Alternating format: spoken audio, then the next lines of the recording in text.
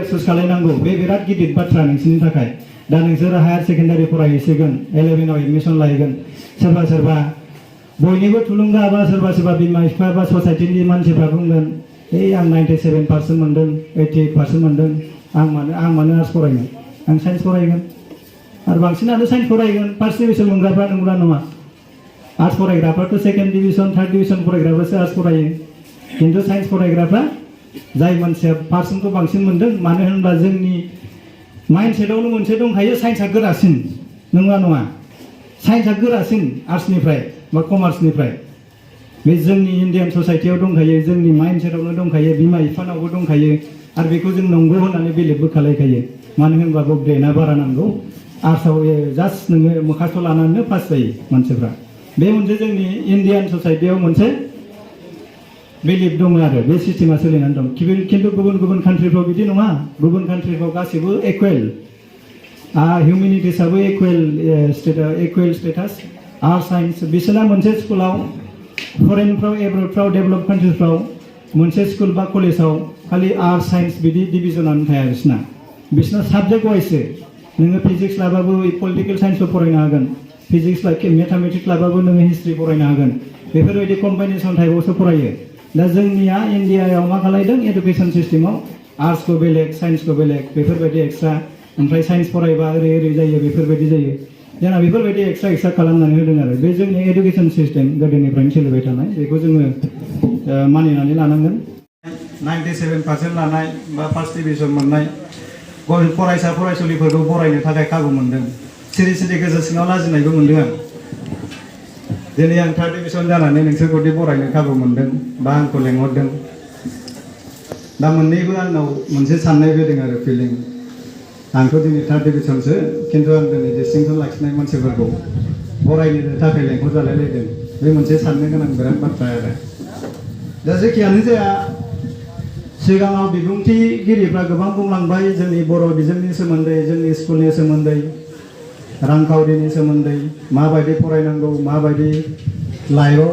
success जानांगौ बेफोरनि सोमोन्दै बुंलांबाय आरो एमएलए सार स्पेसियेलि एमएलए सार एमसिएलए सार बिथांमोना बुंलांबाय 5,000 फैसा होजोबगोन सोरबाथ' बिराद खुसि जानानै दं जानो हागौ आंहा मबाइल बायनो मोनसिगोन नंगौना नङा कलेजाव एडमिसन लायोबा मबाइल बायनो मोनसिगोन बा बिउटि पार्लाराव थांनो मोनसिगोन सिख्लाफ्रा आरो जोंना दाख्लैसो CM सारा जोंना मोनसे स्पिच होबावदों गासिबो माने फरायसा फरायसुलि जा फार्स्ट डिभिजन मोनदों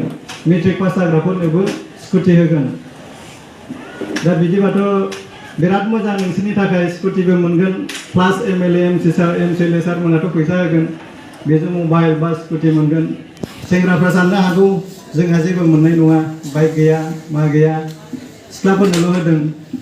दा बेफोरबायदि साननायबो जानो हागौ नोंसोरनाव जायखिजायानो बेफोर बेलेग खोथा आंनि बुंनांगौनि बाहेरायाव खोथा जायखिजाया एमएलए सार बुंनायखाय आं नोंथांमोनखौ ओरैनो बुंबाय दा आंखौ बर' बिजोंजों फरायनायखाय आंखौ दिनै बाव लेंनानै लाबोदों आरो एमएलए सारा दहाय सिगाङाव गावनि बुंनायाव बुंदों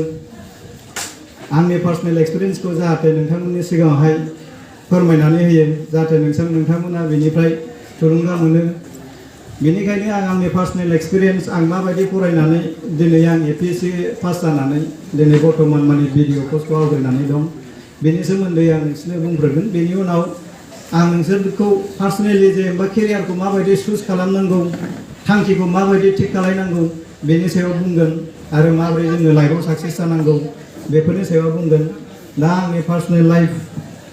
एक्सपिरियेन्सखौ आं नोंसोरनि सिगाङाव फोरमायनो लुगैदों सिगाङावनो गोबाङानो मोनथिबायबो जानो हागौ इउटुबाव नुदोंबो जानो हागौ बा फेसबुकआव नुदों जानो हागौ दा सोरबा मोनथियाखैबो जानो हागौ बेनिखायनो आं दिनै आंनि पार्सनेल एक्सपिरियेन्सखौ बुंगोन आंनि जोनोमा जाहैबाय क'क्राझार डिस्ट्रिक्टनि कुसुगाव होननाय पुलिस स्टेशननि आन्डाराव फरेस्ट भिलेज रानिपुर फरेस्ट भिलेजाव आं जोनोम मोन्दोंमोन बे फरेस्ट भिलेजाव जोंना मोनसे स्कुल दंमोन जोंनि गामियाव बे स्कुला भेन्सार स्कुलमोन माने गभर्नमेन्ट स्कुल नङामोन आरो बे स्कुलाव आङो फरायनानैहाय आङो हाई स्कुलखौहाय आङो जलायस्रि होननाय हाई स्कुलाव फरायहैदों बे स्कुलाबो बै समाव माने भेन्सार स्कुलमोन 2013आवसो बे स्कुला माने प्रभिन्सियेलाइज जादों बै समाव जोंनि माने स्कुलनि क्वालिटिफ्रा जोबोद गाज्रिमोन बुंनो थाङोब्ला नोंसोरथ' आंनिफ्राय बिराद एडभान्स लेभेलाव फरायनाय गथ'फोर दिनै जोंनि समाव प्राइभेट इनस्टिटिउसनफ्रानो गैयामोन इउएन एकाडेमिफ्रा गासिबो जायगायाव गैयामोन दिनै नोंसोर इउएन एकाडेमियाव फरायलायनो मोनदों जोंनि थाखाय बेफोरबायदि सुबिदा गैयामोन बा रांखावरिबो जोंनि थाखाय जोंनि न'खराव गैयामोन प्राइभेट स्कुलाव हगारनो हालायलायनाय बेफोरबायदि सुबिदा जों मोनाखै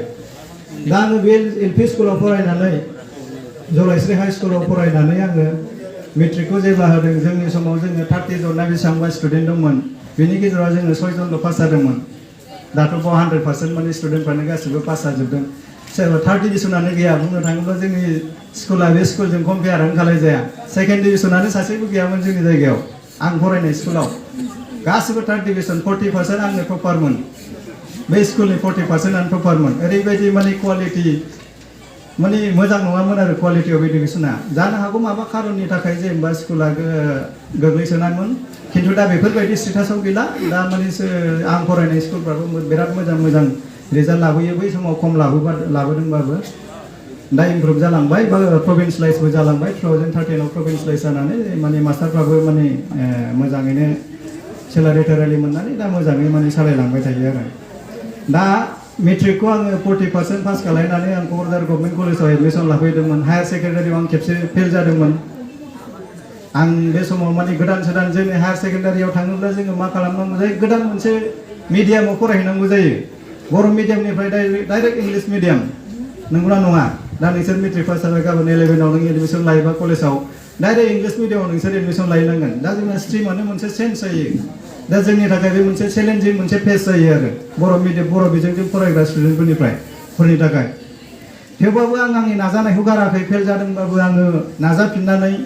आङो हायार सेकेन्डारिखौ आं 50% लाखिनानै आं 2nd डिभिजन पास जादों बेनिफ्राय आङो ग्रेजुवेसनखौ आङो बर'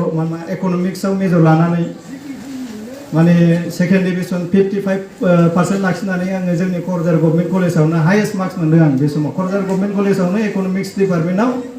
55 मार्क्सआनो सबसे हाइएस्ट बे समाव इक'नमिक्स माने डिपार्टमेन्टआव मार्क्सफोरखौ बांद्राय होआ आरो बे समाव आङो मोनसे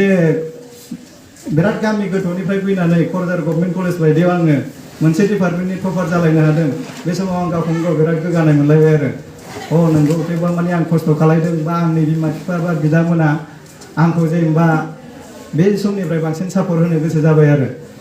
बेनिफ्राय आङो गुवाहाटि इउनिभार्सिटियाव एडमिसन लाबाय इक'नमिक्सआव मास्टार डिग्री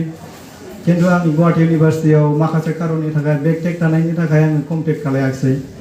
बेनिफ्राय आङो कमप्लिट खालामैनि थाखाय आङो जोंना माखासे लोगोफ्रा मोनसे साननाय दंमोन जोङो इंलिसावबो उइकखा ग्रेजुवेट जाबाबो जेनेबा जोङो इंलिसावबो बर' मिडियामजों फरायग्रा गथ'फ्रा एसे उइक जाखायो लिरनो फरायनानै मोखास्त' लानानैसो बांसिन मानसिफ्रानो बिए बा माने डिग्रिखौ कमप्लिट खालायो जोंबो बिदिनो मोखास्त' लायै फरायै बिएखौ कमप्लिट खालायबाय दा इउनिभार्सिटियाव थांबा माखासे कनसेप्टखौ बुजिहैया बेफोरबायदिनि थाखायनो जोङो मा सानोमोन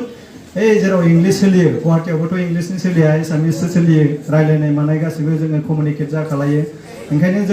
जों माखासे फ्रेन्ड सार्केल दंमोन जोङो पुने बा माने पन्डिचेरि इउनिभार्सिटियाव थांनानै फरायनोसै जाहाथे जोंनाबो इंलिसआ इमप्रुभ जानानै फैयो जाहाथे जोङो एसिस्टेन्ट प्रफेसार बायदिसिना जायोब्ला जोङो इंलिसखौ मोजाङै स्पिच होनो हायो बेफोरबायदि मोनसे जोंना साननाय दंमोन बा जोंनि सिनियरफ्राबो फरायहैदोंमोन बे समाव माने बिसोर फैनानै पन्डिचेरियाव फरायनानै पुनेयाव फरायनानै फैनानै बिराद मोजां इंलिस रायलायफैयोमोन बेफोरखौ जोंबो सानोमोन आरो होमबालाय जोंबो थांनोसै बाहायनो फरायनोसै होननानै ओमफ्राय जोङो आं बिदिनो माने एन्ट्रेन्स होबाय पन्डिचेरि इउनिभार्सिटियाव इक'नमिक्सआव मास्टार डिग्री फरायनो थाखाय एन्ट्रेन्स होबाय एन्ट्रेन्सआव पास जाबाय फरायहैबाय एन्ट्रेन्सआव फरायनानै मास्टार डिग्रीखौबो आं मोजाङैनो खालामनानै फैबाय फार्स्ट डिभिजन 75% मास्टार डिग्री आं कमप्लिट खालामनानै फैबाय बे समाव आंनि फरायनायनि दोहौआ बांलांनायनिफ्राय बांलांगासिनो थादोंमोन माने नाजानाया दा बेनि थाखायनो आं मोजां पारफरमेन्सबो लाखिनो हादों जा बर'फोर थांदों बेफोरनि गेजेराव आं साबसिन मोजां रिजाल्ट दिहुननो हादोंमोन पन्डिचेरियाव बेनिफ्राय आङो पन्डिचेरियाव माखासे लोगो मोननानै माने सिभिल सार्भिसनि सोमोन्दै आङो माखासे आइडिया मोनबाय इउपिएससि प्रिपारेसन खालामनो थाखाय दिल्लीयाव थांनो थाखाय जोङो थियारि जादोंमोन खिन्थु माखासे खारननि थाखाय आं दिल्लीयाव माने प्रिपारेसन खालामनो थाखाय बे बोसोराव कमप्लिट जानानै थांनो हायाखै बेनिफ्राय आङो थाखा फैसा माने फेमिलियाव एथ' गैयामोन दिल्लीयाव एडमिसन लानो थाङोब्ला नोङो 1 लाखआनो मिनिमाम एडमिसन फिसखा आरो नोङो थानाय जानाय मासाव 20,000 नोङो गारखानांगोन माने भारा थागोन मा थागोन जानाय लोंनाय मासाव 20,000 प्लास नोङो एडमिसनानो 1 लाख 1.5 लाख थांखायो कचिं सेन्टारफ्राव एडमिसन लानो थाखाय दा थाखा सर्टेजनि थाखाय आङो बे माने 2013 आव आं जेब्ला एमए खौ पास जायो बे समाव आं थांथ'वासै होमबा आरो आं मुम्बाइआव मोनसे एन्ट्रेन्स होलायबाय मुम्बाइआव international institute of population science होननाय मोनसे इन्स्टिटिउट दङ बाव आरो मोनसे मास्टार डिग्री खालामबावबाय मास्टार अफ पपुलेशन स्टाडिज होनो बेखौ आङो मुम्बाइआव थांनानै मास्टार डिग्री मोनसे कमप्लिट खालामखांनायनि उनाव फाइनालि आं डिसाइड लाबाय आङो न'आव रायलायबाय बिदाजों रायलायबाय बिदाया जोंहा एसे बिजनेस मावो ओमफ्राय बिदाजों आं दिल्लीयाव थांनोसै कोचिं लायनोसै इउपिएससिनि प्रिपारेसन खालामनोसै मा जायो जाथोंसै हायो हाया आं ट्राइ खालामबाय थानोसै नाजाबाय थानोसै होननानै आङो अब्ला आंखौ न'निफ्राय सापर्ट खालामबाय ओमफ्राय आङो बिदिनो दिल्लीयाव कोचिं लानो 2014 आव आं कोचिंआव एडमिसन लाफैबाय बाजिराम एन्ड रवि होननाय इन्स्टिटिउट माने अल इन्डिया माने टप मोस्ट इन्स्टिटिउट होनजायो बे इन्स्टिटिउटनिफ्रायनो गोबां आइएएसफोर माने आइएएस आइपिएस बा माने सेलेक्सन जाबाय थायो आरो बयबो बेखौनो प्रिपेयार खालायो आरो बाव आंबो एडमिसन लाबाय फरायबाय जेब्ला आं इउपिएससिनि कोचिं लादों बे समावथ' आंथ' आन्दायबाय आंथ' हायार सेकेन्डारिफोरखौ मोजां फरायलाङाखै बेसिक कनसेप्टआथ' हायार सेकेन्डारिफ्रावसो थायो नोङो आर्ट्स मेनानो इउपिएससि प्रिपारेसन खालामनो थाङोबा आर्ट्सआसो इम्परटेन्ट हिउमेनिटिस बेकग्राउन्डआसो इम्परटेन्ट नोङो बाव साइन्सनि माने वेटेजआ बिराद खम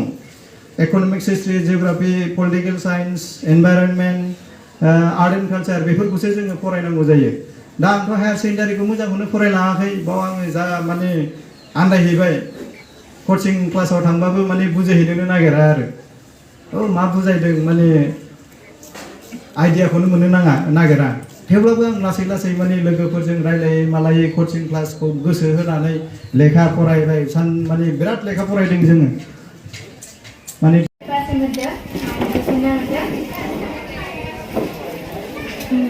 आं बेलेग हारिनिफ्राय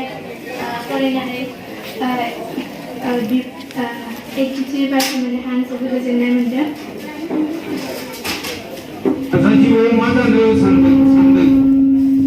आङो इयुनाव डक्टर जानो लुबैदों जोबोद मोजांनि बाथ्रा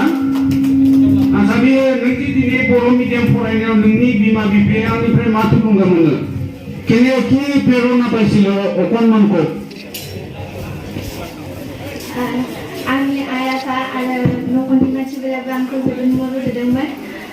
सिगांनो बुंदों मानो बर' मिडियाम फरायदों बेलेग मिडियामबो दङमोन थेवबो आंनि आफाया बुंनायखाय आं बर' मिडियाम फरायदों बेलेग इंलिस मिडियामफोराव फरायनानैबो मोजां मानसि जायो थिग बेबायदिनो बर' मिडियामाव फरायनानैबो हायो